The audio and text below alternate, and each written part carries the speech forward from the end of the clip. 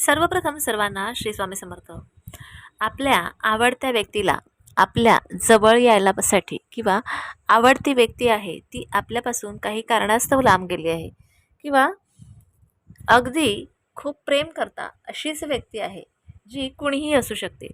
तुमची आवडती व्यक्ती म्हणजे तुमची प्रेमाची व्यक्ती असू शकते किंवा तुमची बहीण, भाऊ किंवा मुलगा, नवरा कुणीही असू शकतं. अशी व्यक्ती जी तुम्हाला अत्यंत प्रिय आहे परंतु तुमच्या जवळ येत नाही, काही कारणास्तव लांब गेले, काही भांडणं झालेली आहेत, तर काही गैरसमज झालेले आहेत. तर अशा गोष्टी जर तुमच्याकडे तुमच्या दोघांमध्ये काही मतभेद झालेले असतील तर ते मतभेद दूर होतील. बघा, आपण ज्या वेळेला एखादी गोष्ट करतो त्यावेळेला ती गोष्ट विश्वासाने केली पाहिजे. म्हणजे उपाय सांगा किंवा एखादी सेवा सांगा, जर विश्वासच नसेल तर ती गोष्ट कधीही आपल्याला मिळत नसते किंवा आपली इच्छा देखील पूर्ण होत नसते.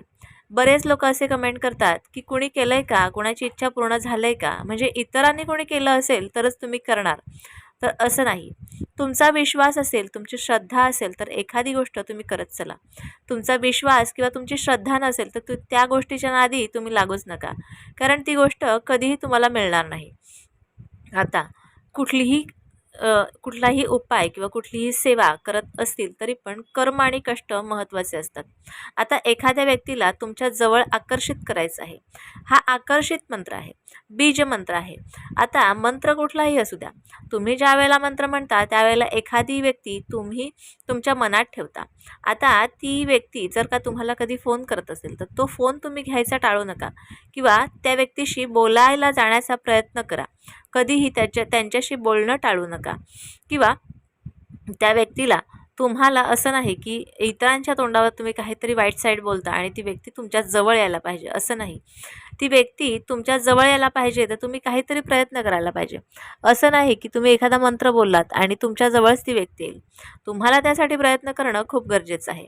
आता मंत्र कुठला आहे बघा, काही वेळेला काय होतं तर आपण मंत्र बोलत असतो परंतु मंत्रात जर ताकद आहेच पण तुम्हाला कर्म आणि कष्ट करणं खूप गरजेचं आहे. हा बीजमंत्र आहे. बीजमंत्रात इतकी ताकद असते की आपण ज्या वेळेला बीजमंत्र म्हणतो त्यावेळेला त्या बीजमंत्राचा परिणाम आपण जी गोष्ट करणार आहोत त्या गोष्टीवर होतच असतो. आता तुमची आवडती व्यक्ती कुठली आहे? तुमचा नवरा आहे का, तुमचा मुलगा आहे का, तुमची प्रियकरीण आहे का, किंवा तुमचे आई वडील, भाऊ बहीण कोण आहे, मैत्रीण मित्र कोण आहे, किंवा शेजारची व्यक्ती आहे जिच्याशी तुमची खूप दोस्ती आहे, अशी व्यक्ती आहे का? तर अशा सर्व लोकांसाठी म्हणजे चांगल्या लोकांसाठी, चांगल्या कामासाठी ह्या मंत्राचा तुम्ही उपयोग करून घेऊ शकता.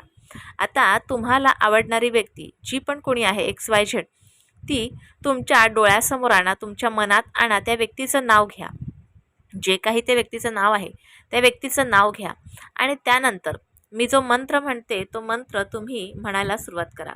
हा बीज मंत्र आहे. कोणता मंत्र आहे? बीज मंत्र. मंत्र कुठला आहे सांगते का? क्लीम क्लीम क्लीम.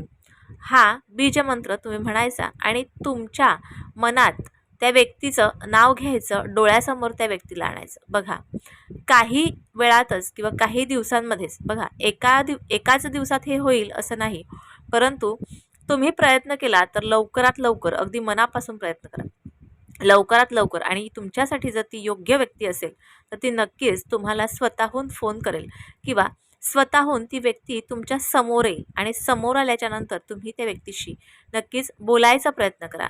मागे काही झालेलं असतील त्या गोष्टी विसरून जा आणि नव्याने आयुष्याला सुरुवात करा. हा क्लीम मंत्र बीजमंत्र आहे आणि ह्या बीजमंत्राने नक्कीच तुमची आवडती व्यक्ती तुमच्या जवळ येईल, स्वतःहून तुमच्या जवळ येईल किंवा तुम्हाला फोन करेल. बघा, या मंत्राचा वापर करून बघा आणि ज्यांना कुणाला हा व्हिडिओ हवा असेल त्यांना व्हॉट्सअपला जाऊन नक्कीच शेअर करा. तुम्हाला कसा वाटला मला नक्की कळवा.